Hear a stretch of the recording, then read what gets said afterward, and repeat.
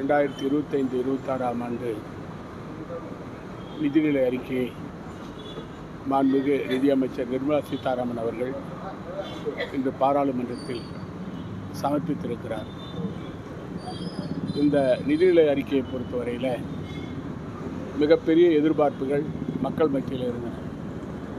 விவசாயிகள் மத்தியிலும், தொழிற்சாலை அதிபர்கள் மத்தியிலும், வியாபாரிகள் மத்தியிலும், முதலீட்டாளர்கள் மத்தியிலும், இளைஞர்கள் மத்தியிலும், தாய்மார்கள் மத்தியிலும் மிகப்பெரிய எதிர்பார்ப்பு இருந்தது.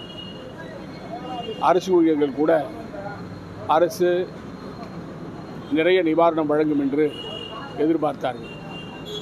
ஆனால் அந்த எதிர்பார்ப்புகள் எல்லாம் பொய்த்து போய்விட்டன. ஒரே ஒரு அறிவிப்பு நமக்கு மன ஆறுதல் தருகிறது. தனிநபர் வருமானம் ஒரு வருடத்திற்கு 7.5 லட்சம் ரூபாய் இருக்கிறவர்கள் அதை 12 லட்சமாக உயர்த்தி அறிவிப்பு வெளியாகி இருக்கிறது. அதை தவிர புதிய அறிவிப்பு ஒன்றும் இந்த நிதிநிலை அறிக்கையிலே இல்லை. விவசாயிகளுக்கு உர மானியம், விதைகளுக்கு மானியம் அறிவிக்கப்படவில்லை.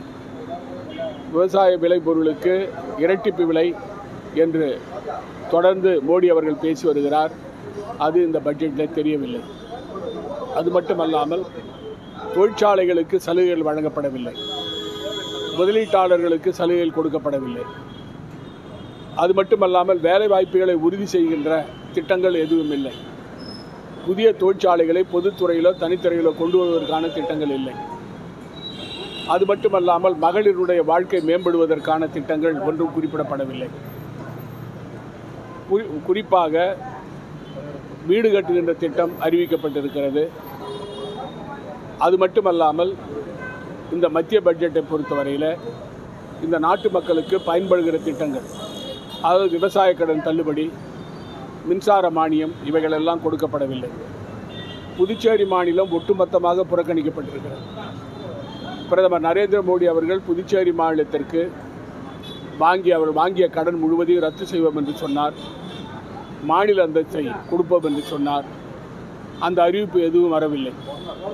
புதுச்சேரி மாநிலம் கடந்த காலங்களில் காங்கிரஸ் ஆட்சி காலத்தில் நான் பாராளுமன்ற உறுப்பினராக இருந்த சமயத்தில், மத்திய இணையமைச்சராக இருந்த சமயத்தில் பல ரயில்களை புதுச்சேரிக்கு காரைக்காலுக்கு கொண்டு வந்தோம்.